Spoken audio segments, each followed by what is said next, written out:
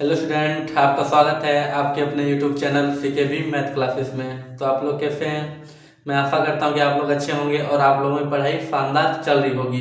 तो चलिए आज हम लोग बोर्ड के एग्जाम के दृष्टिकोण से एपी चैप्टर से महत्वपूर्ण प्रश्न देखते हैं जो कि बोर्ड पे लिखा हुआ है। क्या समांतर श्रेणी में रिक्त स्थान को भरिए। तो यहाँ पे दिया है एपी क्या A1 A2 A3 A4 A5 A6 इस प्रकार से दिया हुआ है। तो हम लोग को क्या यहाँ पे A1 दिया A6 दिया और बीच के यहाँ पे बीच में A2 A3 A4 A5 में क्या आएगा हम लोगों को यहाँ पे भरना है। तो चलिए फाइंड करते हैं, हल देखते हैं। सबसे पहले एक नंबर यहाँ पे A बराबर कितना दिया, A बराबर -4 दिया तो -4 और यहाँ पे छठा पद, ठीक है, मतलब A फिक्स दिया है कितना, A फिक्स कितना दिया है 6, तो यहाँ पे 6 लिख देते हैं। और हम लोगों को पता है A फिक्स बराबर क्या होता है, A फिक्स बराबर A प्लस 5D होता है। तो यहाँ पे क्या A फिक्स प्लस 5D होता है और A फिक्स का वैल्यू यहाँ पे कितना दिया है, A फिक्स का वैल्यू 6 दिया। तो यहाँ पे पुट कर देते हैं 6 बराबर कितना A प्लस 5D। और यहाँ पे A का भी वैल्यू पता है, A का वैल्यू कितना है पता, A का वैल्यू पता -4 है। तो यहाँ क्या माइनस का 4 पुट करते हैं। तो यहाँ पे क्या 6 और यहाँ पे माइनस का 4 है, इधर का आके क्या हो जाएगा प्लस का 4 इक्वल टू कितना 5D। और यहाँ पे 6 और 4 कितना हो गया 10 बराबर कितना हो जाएगा 5D। तो यहाँ पे सॉल्व करेंगे, जब इधर से यहाँ पे इधर लाएंगे कितना हो जाएगा 10 divide by 5 equal to D equal to कितना आ जाएगा 2। तो यहाँ पे D का वैल्यू कितना आ गया है 2। तो चलिए अब हम लोग यहाँ पे आगे देखते हैं क्या, यहाँ पे D इक्वल टू कितना आया 2। यहाँ पे हम लोग को A2 ज्ञात करना है। A2 होता है क्या A प्लस D होता है। तो A का वैल्यू कितना है, A का वैल्यू -4 है, A का वैल्यू -4 है और D का वैल्यू हम लोग कितना निकालें 2। तो यहाँ पे पुट कर देते हैं 2, तो कितना हो जाएगा -4 प्लस का 2 -2। तो यहाँ पे कितना आ जाएगा -2।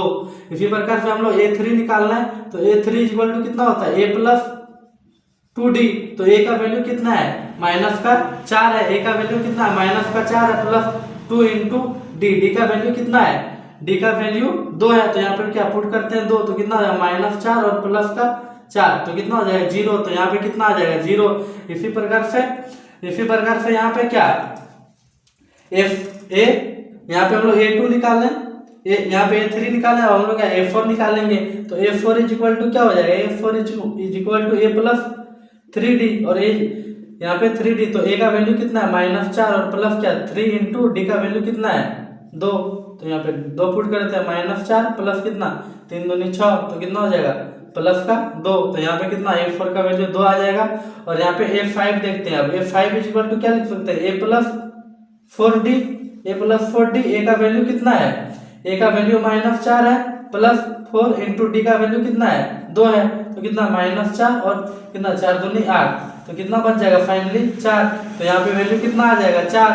तो यहाँ पे क्या पहला नंबर क्वेश्चन कंप्लीट हो चुका है। तो आप लोग यहाँ पे 2 नंबर बनाने का प्रयास कीजिएगा। सेम है, यहाँ पे A दिया हुआ है और A3 दिया हुआ है। तो यहाँ पे D निकल जाएगा, जिस प्रकार यहाँ निकालें, फिर A2 यहाँ पे A2 जिस प्रकार से निकालें यहाँ पे निकल जाएगा। तो हम लोग अब चलिए तीसरा नंबर प्रश्न देखते हैं। क्या है तीसरा नंबर प्रश्न, यहाँ पे तीसरा नंबर में क्या है क्या पहला वाला A1 है, A2 है और ये क्या यहाँ पे A3 है और A4 है। हम लोग क्या दिया हुआ है A2 और A4 दिया हुआ है। तो यहाँ पे हम लोग क्या दिया है A2 इज इक्वल टू कितना दिया है A2 इज इक्वल टू 13 और यहाँ पे क्या A2 को हम लोग क्या लिख सकते हैं A प्लस D और A प्लस D का वैल्यू कितना दिया है 13 दिया है। इसको समीकरण 1 मान लेंगे हम लोग। यहाँ पे फिर क्या A4 दिया हुआ है, A4 कितना दिया है A4 इज इक्वल टू कितना 3 दिया हुआ है। तो हम लोग कितना लिखते हैं 3 और यहाँ पे A4 को क्या लिख सकते हैं A प्लस 3D और इसका वैल्यू कितना दिया है 3। तो ये क्या समीकरण 2। अब समीकरण 1 और 2 को क्या हम लोग समीकरण 1 और 2 को सॉल्व करके यहाँ पे A और D का वैल्यू निकालेंगे। फिर यहाँ पे क्या हम लोग A1 और A3 भी निकाल लेंगे। तो यहाँ पे क्या हम लोग सबसे पहले समीकरण 2 में 1 को घटाएंगे,